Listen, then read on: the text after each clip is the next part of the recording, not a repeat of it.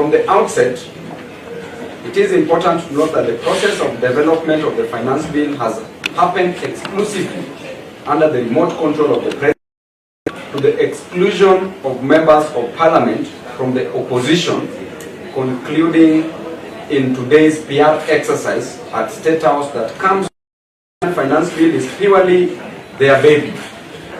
I wish to take this opportunity to raise specific concerns that I have regarding the document and why I shall provide and disconnected this administration is from the day reality of life for ordinary Kenyans. The same can be said of the intention to charge excise duty on vegetable oil.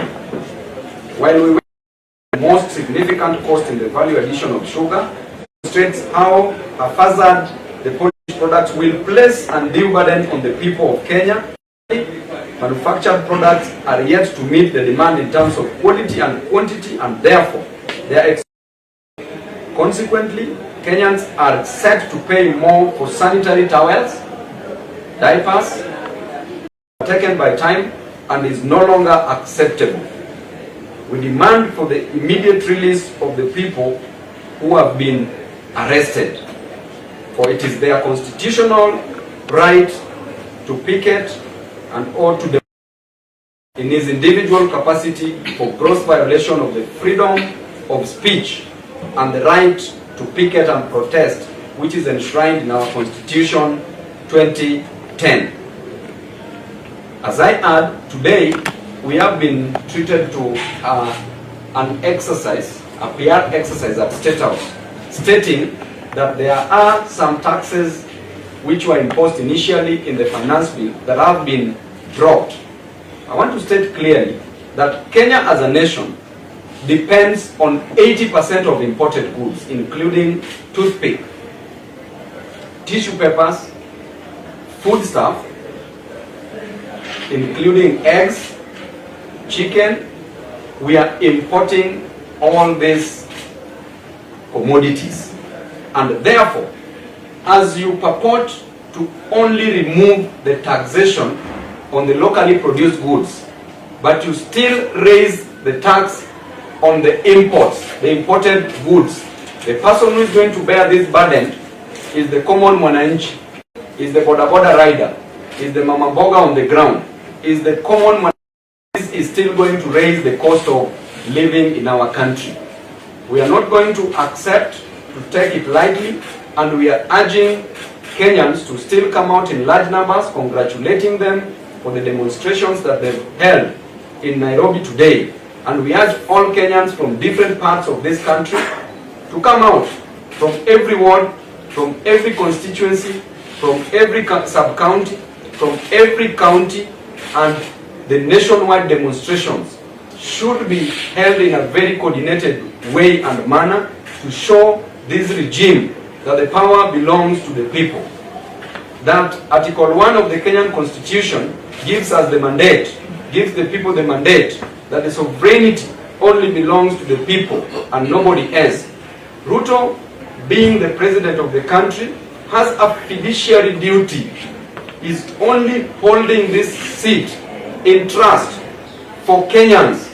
This seat does not mean that it is his personal property, and therefore, without the removal of the taxes on the imported goods, which is further going to raise the cost of living, therefore demonstrations must just proceed as they've started. We will soon join you in these demonstrations after our debates, and I urge all members of parliament to still vote no, vote against the draconian, the oppressive finance bill that has caused untold sorrows in the lives of Kenyans. In our education sector, we want education to be made free. We want free education at the high school level. We want free education at the university level. And we also want free health care. We want health to be made free because Kenyans are suffering. It is not just about creating a problem and then having a solution for that problem, as we've experienced today by the president. This cheap PR we will not allow. You are only allowed to rig elections, but you cannot rig an economy. You cannot rig development. And now we are waiting for you. Asante sana. I invite my colleague, Honorable Amos Mwago, to say a word. Thank you, members of the 4 states. I join my colleague, Honorable Babu, in congratulating Kenyans, both online and even the ones who have presented themselves physically today in the streets of Nairobi in Starehe constituency. I support them fully and want to thank them for standing up and fighting against this draconian bill and actually bringing their leaders to account through SMSs, through pressure in the social media, bringing their MPs to the account to be true representatives of the people and what the people desire and their stand on this finance bill. We support the people's stand on we are rejecting the finance bill in totality, and actually we join in condemning the police for actually harassing people who are purported to be their bosses. The voters are the ones who are being taxed so that the government run. They rely on the taxes from the people who are demonstrating today, and it's very impunitive to actually punish the people who are your bosses. As you keep on telling us that you respect your bosses, you should start by respecting your bosses. If you are making decisions that harass, that do not favor your bosses, you should respect those decisions. We are rejecting this finance bill in totality because in the last year we had another finance bill, 2023-2024, which we rejected, but they used their numbers and marshaled them in parliament. They marshaled their numbers in parliament and had it passed. But we are asking, what are the implications of the last year's finance bill? What has it gained for the people? The impact it has had on the economy, and how has it affected the livelihoods of our people? Before proceeding to another finance bill, we should be told how accountable and equitable was the last finance bill and how it has performed. Because we understand even the 11 targets, they missed them with the last year finance bill. So it was done by a group of MPs from the Kenya Kusha government and the president and his cohorts. We are not aware of what amendments they have done, and that is why we are saying if they have done some amendments, we are asking the speaker to suspend the debate, the tabling of that finance bill today, and we are asking for the committee on finance to go back and redraft a new finance bill and bring it back to the people for them to collect fresh ideas from the people and public participation to happen again, so that there's no rush in passing this bill. Let Kenya, and we're asking for total withdrawal of finance bill until they bring up another finance bill with the new amendments that. Yeah, question. I just wanted to know, you said an ambassador helped in drafting the current finance bill. I don't know if you'd be kind enough to mention the ambassadors. About that, we are still getting sufficient information, and we are going to release. It is not just one person, but several of them, and we are going to remove a list of those who helped in drafting single-handedly this finance bill.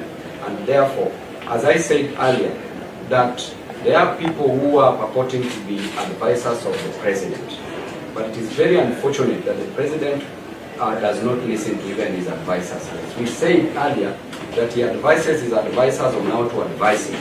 And because of that, the only public participation that the president will listen to is public demonstration. Any other question? Yes.